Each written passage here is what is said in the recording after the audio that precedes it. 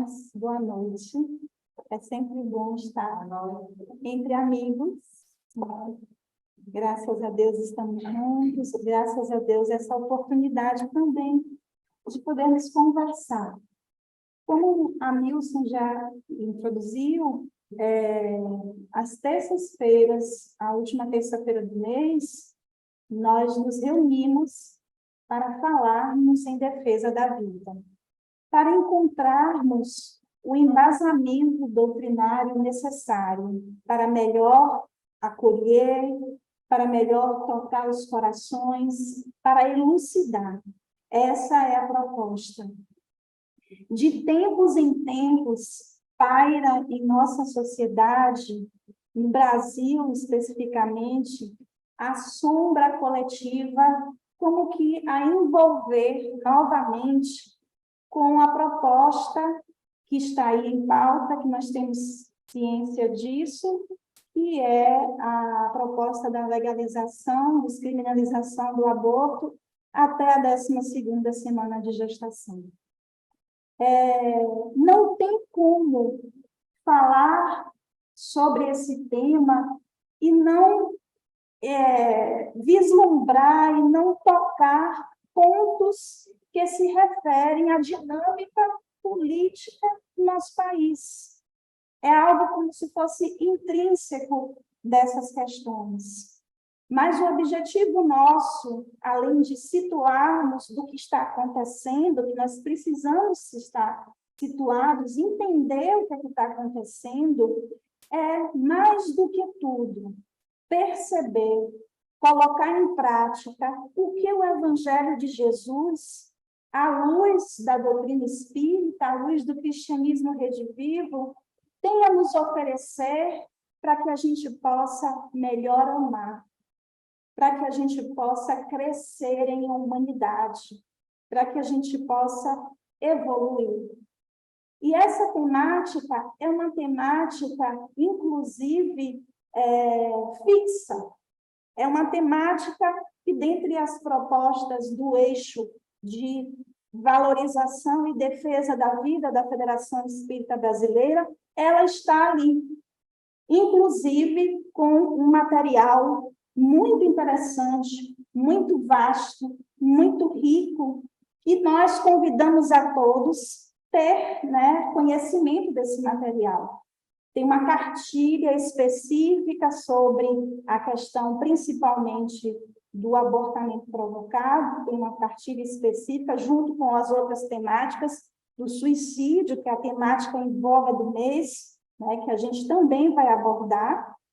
E existe um livro, e esse livro, que a gente vai fazer um pedido, inclusive, para a nossa casa, esse livro, o título dele é bem legal, e é O que Dizem os Espíritos sobre o Aborto.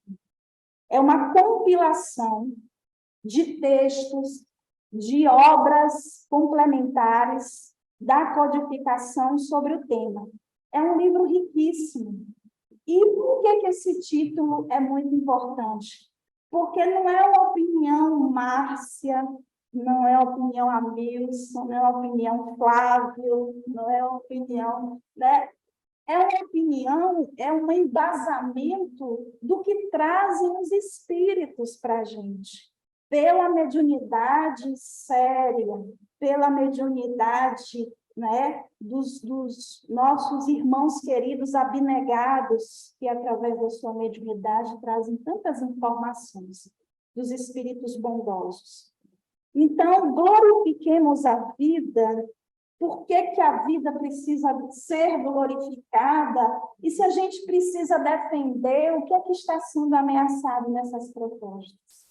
Aí me veio em mente um texto que tem no Evangelho segundo o Espiritismo, do capítulo 2º, Meu Reino Não É Deste Mundo, e o texto diz assim, ponto de vista. Se a gente tem uma ideia clara e precisa da vida futura, isso vai favorecer uma mudança do nosso ponto de vista sobre o qual nós examinamos a vida terrestre. O que a gente muito observa hoje é uma tentativa de materializar o que é espiritual, a fim de justificar certas atitudes. Então, muito se materializa, muito se atenua, muito se amortece, trazendo questões materiais para algo espiritual, e não espiritualizando as nossas atitudes, pautando as nossas decisões. Então, se a gente tem uma ideia clara da vida futura, né, é o que a doutrina espírita traz para a gente, essa certeza de que a vida material é uma vida passageira, de que as provas, as dores, as aflições que nós enfrentamos aqui agora são o indicativo de que, bem suportadas, nós podemos ter a liberdade, o alívio, a tranquilidade depois da prova. A certeza de que não estamos aqui por acaso, de que nossa vida ela foi muito bem planejada, delineada, foi muito bem organizada, conforme a misericórdia divina mobilizou de seus obreiros, para que pudéssemos estar aqui, transitando temporariamente um corpo de carne, corpo agredemente preparado, com as suas limitações, com as suas potencialidades, para que a gente desenvolva a nossa melhor capacidade em termos de crescimento evolutivo. Então, o ponto de vista da vida futura, da espiritualidade, da eternidade, nos conforta. Essa mudança do ponto de vista, né, faz com que as vicissitudes e tribulações, como diz o texto, que são de curta duração, são prenúncio de um estado mais feliz. Se a gente for parar para pensar em todos os nossos encontros, em todas as reuniões, é isso que a gente fica falando o tempo inteiro. Como se a gente tivesse que lembrar o tempo inteiro para a gente, o tempo todo, que isso é passageiro. Que existe uma vida maior, estuante e atuante, à nossa espera. E nós, o tempo todo, estamos em intercâmbio mediúnico com os espíritos. E mais, que os espíritos que retornam, eles estão a nos dizer, olha, eu fiz dessa maneira e encontrei isso. Olha, eu me esforcei e eu ganhei isso. Olha, fazei como nós. Olha, não fazei como nós. Nós temos isso. Isso é nosso. Quando a gente se reúne para fazer um intercâmbio mediúnico, em atitude de socorro, nós também estamos ali recebendo as informações como que vocês médiuns, vocês que estão reunidos, vocês obreiros e trabalhadores, precisam estar cientes do que nós agora estamos dizendo, voltando à carne temporariamente para dizer a vocês sobre isso. Então, não são opiniões fortuitas de alguém que vivenciou isso está sensibilizado. Não! Nós temos o embasamento e a fundamentação doutrinária necessária para poder argumentar pela vida, para poder trazer a lucidez pela vida. E aí, quando a gente entra nesse assunto, é sempre muito bom lembrar e, principalmente, a gente vai falar hoje, glorificamos a vida, sobre o abortamento provocado e sobre o suicídio associado ao abortamento provocado. Porque muito pouco se fala como é que o abortamento provocado tem as suas nuances e vão impactar, inclusive, no suicídio, que acontece hoje de proporções alarmantes, e é por isso que estamos num mês especial para falarmos dessa causa. E aí, como são temporárias essas vicissitudes, se a gente tem dúvida da vida futura, né, nossos pensamentos estão todos na vida terrestre. E aí os espíritos dizem assim, é como uma criança que não vê nada além dos seus brinquedos. Se a gente não sabe o que a gente vai encontrar, se a gente não mobiliza a nossa vida, não pauta a nossa vida como se ela fosse uma vida passageira, a gente está o tempo todo materializado, o tempo todo na horizontalidade, no aqui e agora, pensando somente no suprimento do aqui e agora, no ter, nas posses, no poder.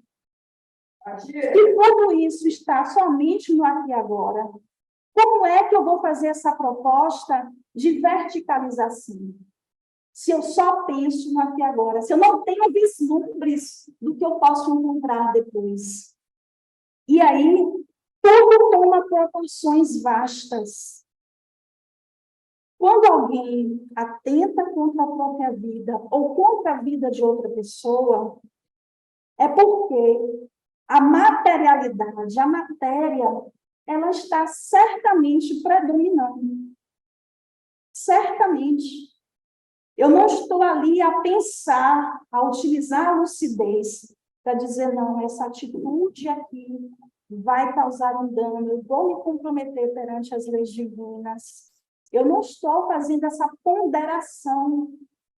E por não fazer essa ponderação, que é o que a gente vê muito hoje na sociedade, é que a gente precisa ter em mente que essa proposta de defesa da vida não é só de um grupamento, não é só de X, de A, de B, não. É de todo mundo. É uma proposta que envolve todo mundo. Porque quando uma decisão coletiva ela é tomada, ela tem a minha contribuição, ela tem a sua contribuição, ela tem a contribuição de todos. E aí, a inércia, ou a inação, ou a omissão, ou a conivência, elas vão pairar sobre a nossa responsabilidade. É da lei. É da lei. Então, isso é nosso, é responsabilidade nossa. Então, essa importância relativa do presente. Aí, quando a gente fala assim, não de pensar só no espiritual, então eu vou largar tudo aqui e vou viver de luz. Não é isso. Não é isso. Porque a gente tem as leis naturais, né? A lei de conservação. A gente tem o nosso impulso de evolução. A gente precisa transitar na matéria para a gente melhor aproveitar a nossa encarnação. O nosso trabalho, as nossas ocupações, a nossa diferença na sociedade, isso tudo contribui como se fôssemos um elo de uma grande corrente. A dinâmica da vida, ela agora, para nós, vamos frisar assim, ela é na matéria. Mas para muitos que aqui estão, não é mais na matéria. Que estão nos ouvindo e que a gente tem a certeza disso. Não é mais. E aí, o Espiritismo, olha o que os Espíritos dizem, o Espiritismo expande o pensamento e lhe abre novos horizontes. Então, eu já não penso mais somente no aqui e agora. Eu já tenho informações suficientes para ter uma vida pautada conforme rege a lei de amor que está inscrita em cada um de nós. E aí, os Espíritos dizem, como eu falei, essa vida é um elo no conjunto harmonioso e grandioso das obras do Criador. Pois a vida, né, que é um bem outorgado, como a doutora Marlene Nobre dizia, né, a vida é um bem que nos foi presenteado. É algo precioso e inalienável. Ela também não pode ser repetida. É única. E é tão precioso esse bem que, no mundo inteiro, grupamentos de pessoas se reúnem em sua defesa. Me permitam citar uma experiência pessoal que eu tive, acho que eu já narrei aqui, mas vale a pena relembrar, porque essa experiência pessoal me impactou muito. No ano de 2017, nós já estávamos fazendo um trabalho de doutrinário e também um trabalho social, era o embrião de um projeto sobre a defesa da vida. E aí, nessa movimentação doutrinária e social, uma amiga que já tinha ido a um evento da Igreja Católica, me perguntou: olha, Márcia, você gostaria de participar de tal evento assim que vai acontecer em São José dos Campos? É um evento da igreja, mas é um evento internacional, porque outras pessoas de fora vêm para falar sobre o tema. Eu fiz: nossa, vai ser muito rico, eu vou sim. Semanas antes, eu estava na casa espírita, e eu gosto muito de folhear livros usados e tal, e tinha um livro assim escrito Nossa Senhora das Américas. Peguei este livro, adquiri, deixei na estante de casa. E aí, fazia uma coisa ou outra, tinha vontade de ler o livro, não deixar para depois. E aquela coisa... E aí, de repente, eu peguei o livro. É sobre a história de Nossa Senhora de Guadalupe, no México. E tem uma história, né, que ela é tida como a padroeira, né, dos abortados, que protege a vida no ventre. Nesse sentido, tem algo muito assim de simbolismo disso lá. E aí, quando eu fui ver o nome da instituição que eu iria em São José dos Campos, era a Associação Nossa Senhora de Guadalupe. E eu fiz: nossa, que interessante, né? Será que o universo a nos dizer algo, a nos confirmar algo? Aí eu fiz: sim, eu irei. Chegando lá, ficamos hospedadas nessa associação. Gente, que coisa linda! Que coisa linda! É uma casa de amparo, né? Há mulheres que elas estavam ali decidindo pelo aborto, mas através do acolhimento fraterno daquelas corações, elas desistiram dessa decisão, né? E elas escolheram pela vida, e ali elas estavam com seus bebês, eram capacitadas para o mercado de trabalho, estavam fazendo curso, e também estavam zelando pela casa, pelas outras. Então, era uma reunião de mulheres. No estoque, tinha um estoque de doação de gêneros para criança, para as mulheres, elas recebiam refeição. E a felicidade com que aquelas pessoas que estavam ali trabalhando exalavam felicidade, sorrisos. E aí, ali ia ter uma missa, e era uma missa, né, que eles estavam para receber o bispo. E o bispo, e até foi veiculado um videozinho do discurso do bispo na audiência, né, da DPF 442, e esse bispo fez a cerimônia, a missa, e eu fiquei encantada, né? Estava eu uma amiga de espíritas, eu fiquei encantada. E aí, eles se reuniam no outro dia, numa mesa enorme, para falar sobre as ações no Brasil e no exterior de cada casa. Eles estavam trocando experiências, falando, né? Em nossa casa a gente teve X atendimentos, e aconteceu, e compartilhando dados do atendimento e tudo, e eu extasiada. Eu fiz: gente, não é possível, né? Aí fomos para um evento maior, num auditório, onde outras pessoas de outros países participaram e deram a sua contribuição. Que encantamento! E aí eu percebi que na nossa seara, na seara espírita, a gente precisa aprender, muitas vezes, com os nossos irmãos, que já fazem a diferença em outros setores, porque são ações muito bem organizadas, orquestradas e com impacto social e com impacto na vida das pessoas. E a partir daí começamos a elaborar, né? Encantadas que estávamos, nós vamos fazer ações. E como essas pessoas trabalham em esquema de rede, né? Diziam: eu consegui um endereço de uma pessoa, está pensando, né, no abortamento, a situação dela é essa, você aí em Salvador, ela é de Salvador, você pode atender ela?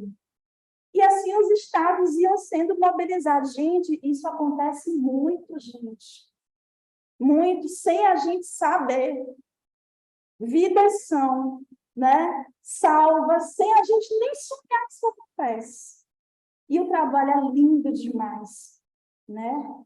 Inclusive, tem uma cantora famosa que também estava ali à frente, né? Essa cantora, ela toma isso como causa também, e ali ela demonstrando os impactos das ações dela, utiliza da popularidade, da imagem também para poder atuar. E é lindo demais. Então, assim, essa fundamentação, essa ação, o que é que a gente pode fazer? O que é que a casa pode fazer pela causa, se esta é uma pauta fixa da Federação Espírita Brasileira? Por que somente falar sobre isso e agir nisso quando aparecem as campanhas num momento como esse? Por que só pontual, de tempos em tempos? E mais, por que o constrangimento? Por que o constrangimento para falar sobre a vida? É o que nós observamos. Um silêncio perturbador. Como se essa temática, se eu fosse falar sobre essa temática, eu vou estar tocando em questões intensas, emocionais de alguém. Claro, é óbvio que a gente vai tocar nos sentimentos de alguém. Porque um ato como esse, né, realmente um ato de desespero, um ato de dor, é um ato que se lembra, né? E aí a gente tem que saber como tocar nisso, tem que saber como falar sobre isso, porque é muita dor. Ou muita gente vive para sobreviver em atitude de negação. Não, eu não fiz nada demais. E talvez, legalizando e descriminalizando o aborto, para mim é até bom. Porque para minha consciência, olha, existe uma lei que está validando o que eu fiz. Mas as leis são feitas por homens que vivem em um planeta de provas e expiações, com uma regeneração. As leis, muitas vezes, identificam falhas morais da sociedade. Estão ali para poder... É como se a sociedade, como fala Kardec, depravada, ainda necessita de leis robustas para poder nos conter. Mas muitas leis que se apresentam são para validar atitudes que não fazem parte mais da nossa natureza de luz. Não só atitude de nova era. E a gente precisa entender sobre isso. E falar sobre isso, fazer um trabalho sobre isso, doutrinário nas casas espíritas, é capacitar o cristão para acolher fraternalmente quando chegar uma necessidade, e que é uma necessidade de socorro, uma necessidade de emergência. Muitas vezes, no discurso de defesa da vida, isso acontece muito, das pessoas para invalidar, para desmerecer o que você está falando e para te descredenciar, vão dizer que você está numa atitude de julgamento, que você está julgando o ato. E aí, o que os espíritos dizem para a gente? No Evangelho segundo o Espiritismo,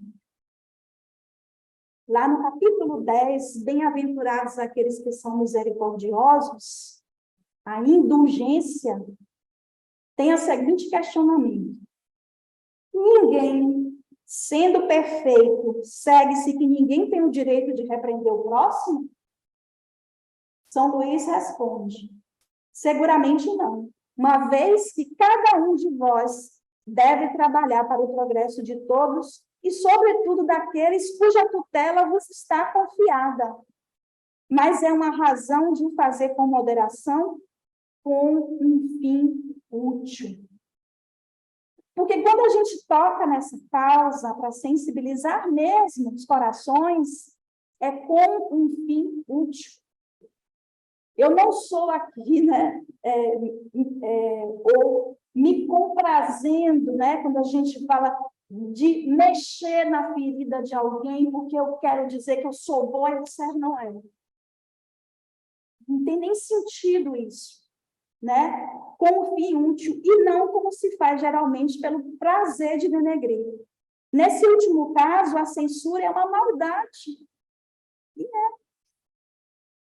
No primeiro, é um dever que a caridade manda cumprir com todas as reservas possíveis.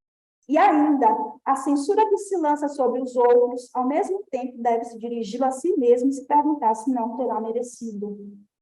Então, se é um dever, se a gente sente os espíritos clamando, Maria Dolores, num poema, irmãos da terra, escutai, detende a causa do aborto, estendei o vosso conforto para os que vivem no além. Conclamam. Porque se a gente silenciar, quem é que vai ecoar?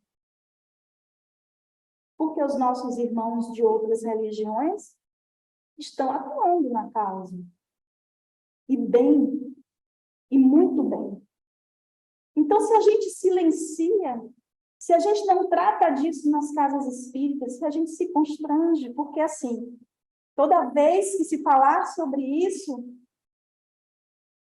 num planeta como este, que ainda se naturaliza e se romantiza, inclusive, suicídio, pena de morte, eutanásia, suicídio assistido, homicídio, onde se naturaliza esses crimes, a vida, né? Quando alguém fala, quando alguém empreende uma causa, certamente vai obter reações. E por isso mesmo, somos constrangidos a nos calar. Mas Martin Luther King, um rastro de luz da humanidade, que muito fez através da sua postura, da sua perseverança, da sua polidez moral, da não violência, principalmente, ele diz que o que incomoda mais ele não é o grito dos maus, é o silêncio dos bons. O silêncio dos bons. E desde que a gente labuta com essa causa, o que mais nos constrange e que nos faz tirar do eixo às vezes, não é a reação que vem da dor ou da ignorância de alguém que cometeu uma falta por ignorância, por extremo sofrimento, não. É os bons, que às vezes ficam de palanque, assistindo um entretenimento do embate, do bom combate, comendo pipoca.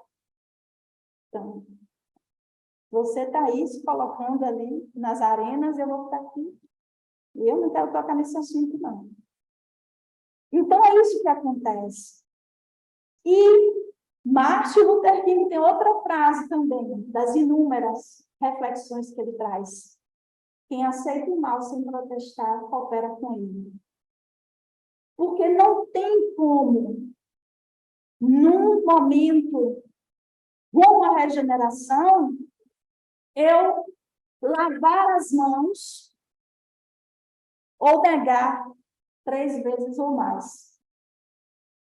Porque quando a gente reproduz esse pensamento, a gente lava as mãos, ó, sei lá, com eles, né? Comigo não. Vamos falar sobre suicídio, que é realmente implementado, que é mais confortável para falar. Urgente também. Mas sobre isso, a gente vai desagradar. E não querer desagradar, né? É uma atitude assim, que muitas vezes é uma atitude de covardia moral. Porque a coragem moral é justamente você ter a robustez para sustentar uma causa, fundamentado em tudo que a gente tem de conhecimento, e tranquilidade, sem constrangimento, porque você é um servidor de Cristo, que está abraçando um ideal, e que é um ideal difícil, por conta da constituição da conjuntura do planeta e do mundo. E aí, quando a gente fala de abortamento associado ao suicídio, no livro Evolução dos Mundos, nosso amigo Flávio está aqui presente, coordena o estudo de Evolução dos Mundos, quinta-feira, estudo online maravilhoso.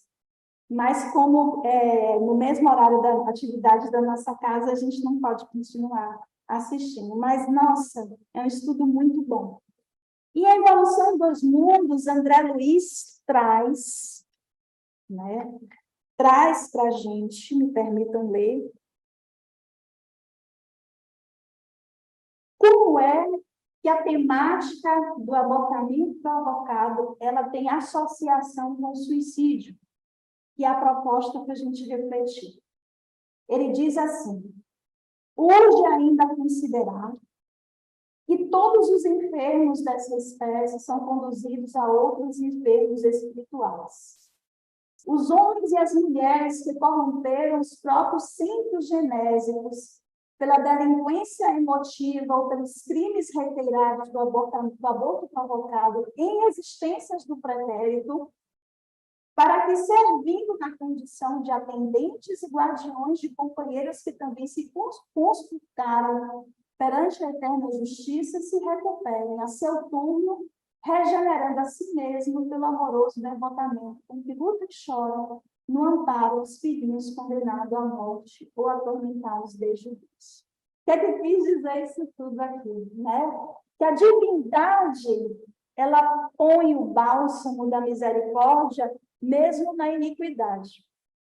Então, homens e mulheres que se comprometeram perante a causa do abortamento provocado, acabam por trazer um comprometimento das suas vidas, e espíritos que se comprometeram com o atentado contra a própria vida perante o suicídio. Então, eu tenho duas situações. Um casal que se comprometeu com o abortamento provocado, nessa ou noutra existência, e um espírito que se comprometeu atentando pela sua vida através do suicídio. O que acontece aí? A união dessas duas questões. O casal recebe como filhinho o ex-suicida, e esse acolhimento de um ex-suicida, que certamente virá com limitações em seu corpo físico, a depender da área lesada, onde fica marcado no seu perispírito, vem com algum tipo de limitação. Digamos que esse casal vem com um filhinho ali com hidrocefalia. O filhinho apresenta essa condição física e só consegue viver X tempo. Esse casal, a dor, a entrega, a renúncia, o devotamento, é um trampolim para as alturas. O amor cobre a multidão de equívocos. Para esse filhinho, recebendo, mesmo através da limitação do corpo, recebendo o amor, a renúncia, a dedicação, o devotamento, é Deus agindo em misericórdia para a condição que Ele mesmo atraiu. Se não há beleza nisso, não sei. Porque é Deus mostrando e amparando e dando condições para a nossa reabilitação. Certamente esse casal vai valorizar muito mais a vida. O filhinho veio, não importa a condição que veio, o que eles mais querem é que o filhinho tenha um conforto, que o filhinho não sinta dor, que o filhinho, nesse pouco tempo que ele necessita para reparar a vida que ele tirou lá atrás, esse pouco tempo tenha isso. Eu presenciei, né, no interior da Bahia, um casal que recebeu uma menininha, de colocar o nome de Suzana, com hidrocefalia, e ela ficava, né, para que todo mundo tivesse acesso a ela, na mesa da sala, assim, uma caminha adaptada, e ali todo mundo passava, a família era grande. E Suzana, todos falavam com ela, todos pareciam uma boneca, de tão bonita, de tão arrumadinha, né?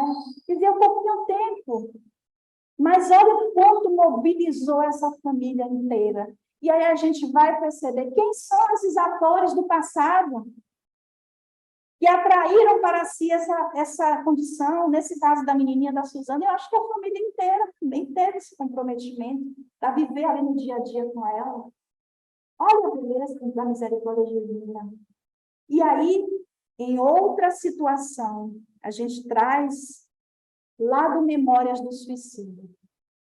O livro Memórias do Suicida, né, pelo espírito Camilo Cândido Botelho, e a médium Ivone do Amaral Pereira, é um livro intenso, carregado de informações que remetem ao lado sensorial, porque o tempo inteiro mostrando, né, no além as repercussões de um suicida e como é a organização dos abnegados espíritos benfeitores, agindo em nome de Nossa Senhora, em nome da Santíssima, para que esses filhos de Deus que necessitam dessa misericórdia do Pai possam se preparar para retornar à carne em condições melhores, reparando o mal que ele mesmo praticou para si mesmo. E aí uma parte deste livro mostra um hospital. Nesse hospital, eles chamam de um manicômio, né, um hospital, onde ali são abrigados, era um pátio muito grande, e a equipe que estava ali, esse local não é aberto para visitação comum, é um local que só recebe estudantes que estão se preparando, que estão se capacitando, no texto colocam universitários, recebem estudantes para poder avaliar aquela situação ali. E o que acontece ali? É um local onde mulheres que se comprometeram com a questão do aborto, né, o aborto e com questões do suicídio, né, gerando um filho. Elas gestantes atentando contra a própria vida. E eles mostram que essas mulheres estavam em celas individuais e que o estado de demência que elas apresentavam, né, esse estado caracterizava a condição. E o Espírito Camilo disse que há muito tempo ele não tinha visto um quadro como aquele. Quando a gente fala isso, né, muito se questiona essa informação que eu estou trazendo aqui, muitas pessoas questionam, não, você está trazendo essa informação para torturar, para dizer que a mulher que fez o aborto vai encontrar, e essa informação não é produtiva e tal. E ficamos a refletir. Se essa informação não fosse produtiva, ela estaria num livro endereçado à humanidade, através de uma mediunidade tão séria, através de informações tão peculiares e tão necessárias, né? E aí o Espírito continua narrando aquela situação, que aquelas mulheres tinham uma especificidade. Elas abortaram, mas elas continuaram se comprometendo no que tange o aspecto moral, a sexualidade. continuaram nos deslizes morais. Não existiu um arrependimento. Não existiu uma reparação da causa. Porque quando a gente comete um deslize, um equívoco, todos nós cometemos, tá? Porque senão a gente não estaria aqui junto no mesmo bolo. Todos nós, né? E acho que Emmanuel tem uma frase, né? Que criminoso é somente aquele que não foi descoberto, né? Todos nós cometemos. Quando a gente comete um equívoco, e esse equívoco toca no nosso coração, toca na luz que a gente tem dentro da gente, né? A consciência, qual é o passo a passo? Né? Fazer culpa é necessário? Não. Muitas vezes culpa paralisa, mas o arrependimento, a reparação, o desejo sincero de mudança e operar no bem, né? Tudo isso vai fazer com que um equívoco que a gente cometeu, ele possa ser modificado, né? Dentre as malhas do nosso perispírito, aquele equívoco específico, ele já vai estar sendo trabalhado, amortecido. O muito do bem que a gente faz, né? Acaba, né? Favorecendo com que aquele equívoco, na contabilidade divina, né? Seja atenuado. É da lei. A cada dia que a gente acorda, a gente tem uma oportunidade para recomeçar. E quando a gente fala de vida e de recomeço, porque a temática do suicídio pede isso, né? Muitas vezes a gente está em aturdimento por causa de uma questão. E aí muitos pensam em retirar a própria vida, ilusoriamente. Ninguém morre. E aí o que acontece? No outro dia, aquele contexto pode mudar totalmente. Só bastava ele esperar um pouquinho mais. Né? Muitas vezes a gente vê isso.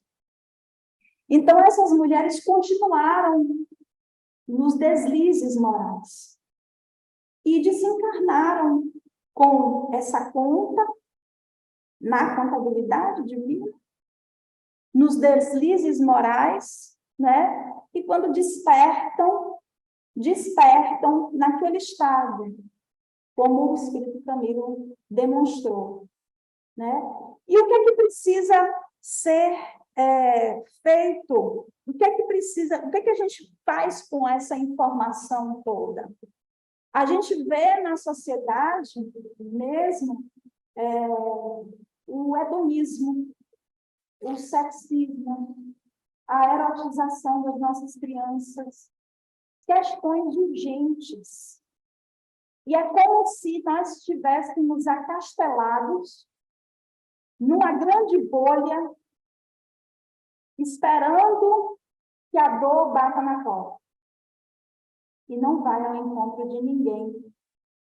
Numa tarefa realizada em Salvador, nós acessávamos a rua durante a madrugada. E durante a madrugada a gente vê uma dinâmica completamente diferente. Numa cidade como Salvador, tão grande, né? E com o estigma de ser uma cidade de veraneio, axé, música, carnaval, né? A gente vê muito essa questão da drogadição e da prostituição. Então, a gente tinha acesso à rua e muitas vezes a gente sentava no meio-fio para bater papo com profissionais, entre aspas, que se diziam profissionais de sexo. E ali, naquela conversa rápida, a gente abarcava um universo completamente diferente que gritava para ser visto. Muitas das meninas que foram acolhidas no projeto também utilizavam do sexo para sobreviver. E tem muitas questões. É um campo muito difícil, muito denso, mas tem muitas questões. Uma delas dizia, inclusive, que ela estava naquela vida porque ela gostava. É a realidade de todas? Não. Muitas certamente estavam naquela vida para poder botar comida dentro de casa para os filhos, porque foi abandonada pelo covarde do companheiro, que se viu diante de uma situação e não quis enfrentar. Ou seja, certamente ele vai estar comprometido com essa questão também. Mas essa, especificamente, ela dizia que gostava da dinâmica daquela vida. E aí, o que a gente precisa fazer? É ir aos locais, não é se acastelar, né? Se é através de um trabalho desse, que a gente precisa, durante 5 minutos, bater um papo com alguém, estabelecer um vínculo afetivo, e ali fazer a troca de luz, que a gente não está levando o sol. A gente ali está se capacitando para amar, ouvindo histórias que a gente não tem o costume de ouvir, porque a gente está muito acastelado. A gente só está aqui, ó, e não realizar quase nada. Então, a gente precisa ir, quando a gente passa de carro pela orla de Salvador, quantas meninas nas esquinas, né? E nos toca profundamente o coração saber que muitas estão ali, né? Porque elas não tiveram um acolhimento e o amparo necessário, alguém para ouvir, alguém para dar uma oportunidade. Isso não foi feito. E ali, refém de si mesmas, estão naquela situação. É muito doloroso. E quando o Espírito Camilo Botelho traz esse quadro para a gente, ele está ali dizendo o que é que espera continuar numa postura daquela. E vamos continuar de braços cruzados, só nos discursos de palanques, de panfletos, né? É muito mais do que isso. Quando a gente sempre fala de Madre Teresa, porque realmente Madre Teresa nos toca. Quando Madre Teresa, incomodada por estar acastelada naquele sistema, né, de longe, queria dar dignidade para quem estava na rua morrendo, porque não tinha nem onde morrer, né? E vai e enfrenta todo um sistema, criando uma nova ordem, de acordo com o que ela compreendia do Evangelho de Jesus, a ponto de renunciar privilégios, a ponto de ser taxada como louca, inclusive, a ponto de ser julgada pelos seus, porque estava fazendo algo diferente, né? E ela criar até uma maneira de vestir, como dizer, a partir de agora aqui, é desse jeito. E aquelas que vierem, porque muitas jovens meninas à época foram abraçadas para essa causa de amor dela e estavam ali pelo respeito, pelo devotamento e pelo impacto que aquela feirinha pequenininha causou no coração delas, estavam ali a reproduzir e contagiar o amor que Madre Teresa exalava naturalmente. Ela era inconformada e ela tinha pressa, né? Então, esse convite do Cristo de sermos células operantes do amor e da luz é esse. Então, quando a gente traz essa questão do abortamento associado ao suicídio, que está lá na Evolução 2000, que diz que o casal vai receber aquele suicídio do outro habitável com brinquedinho nas suas experiências.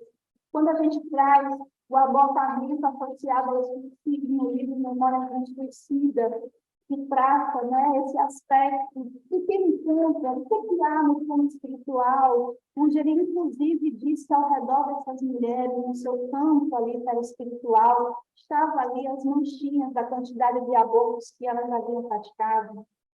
E aí a gente vai para outro livro, que é o livro A Vida Escreve, do espírito Hilário Silva, né, o Chico Xavier, onde ele traz um caso e o título é suicida, ele somente coloca assim, uma menina, né, que se enamora por um rapaz, era colega dela, e aí inicialmente os encontros foram em casa, porque ele solicitou dela que ajudasse em relação às matérias de estudo, e ali foram se envolvendo de tal forma, né?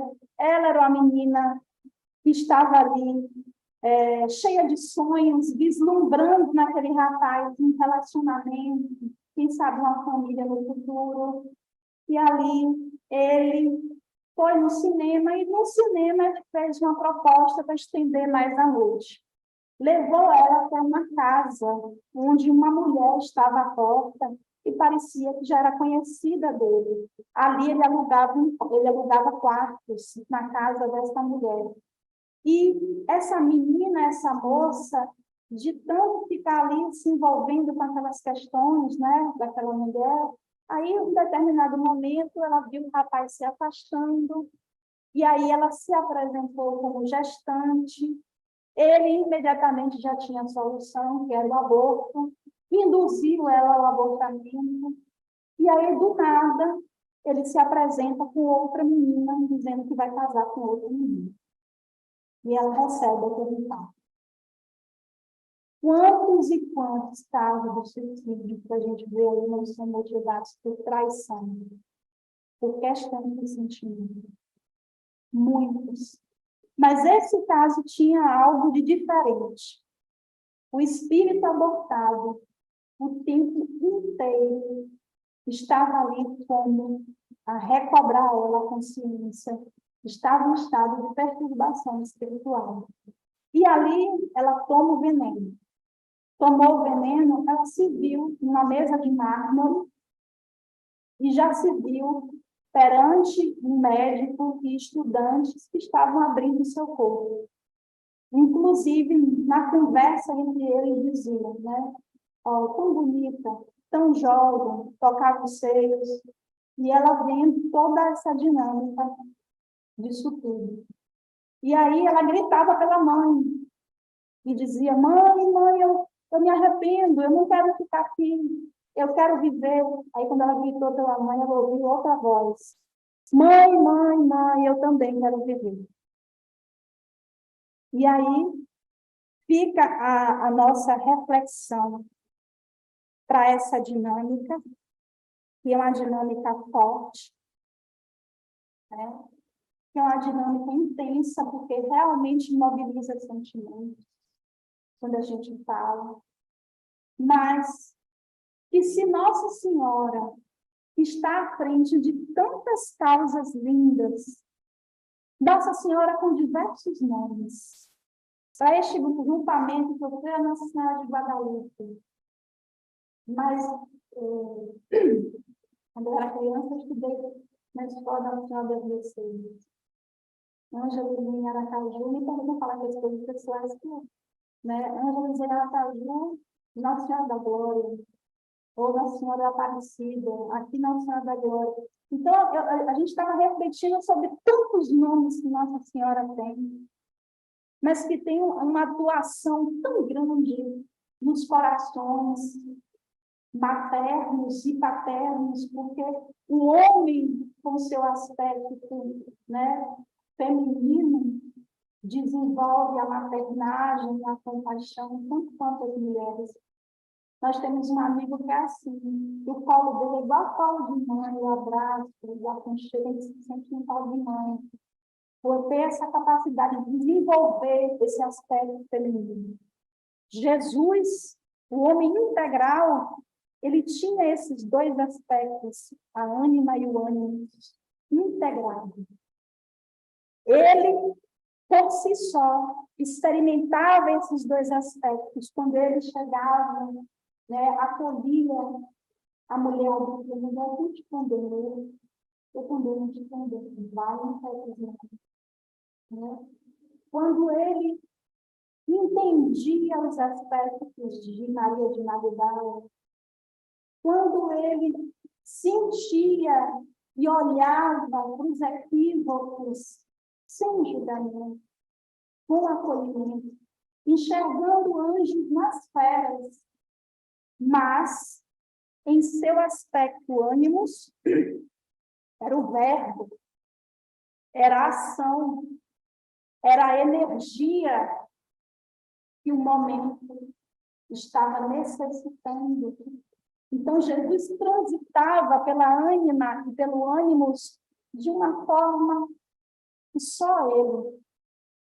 E continua a nos esperar para que a gente, através desses aspectos da nossa alma, e principalmente da compaixão, principalmente do amor, possa, né, fazer com que a gente se capacite de tal forma a melhor acolher, a melhor amar, e que os frutos de luz de nossas ações possam ser erguidos e materializados na sociedade, amparando aqueles que necessitam, dando a mão, dando esteio, e não dando condições de equívoco, não afrouxando leis, porque se esse trabalho, meus irmãos, de defesa da vida acontece, é porque o aborto ainda não é legalizado.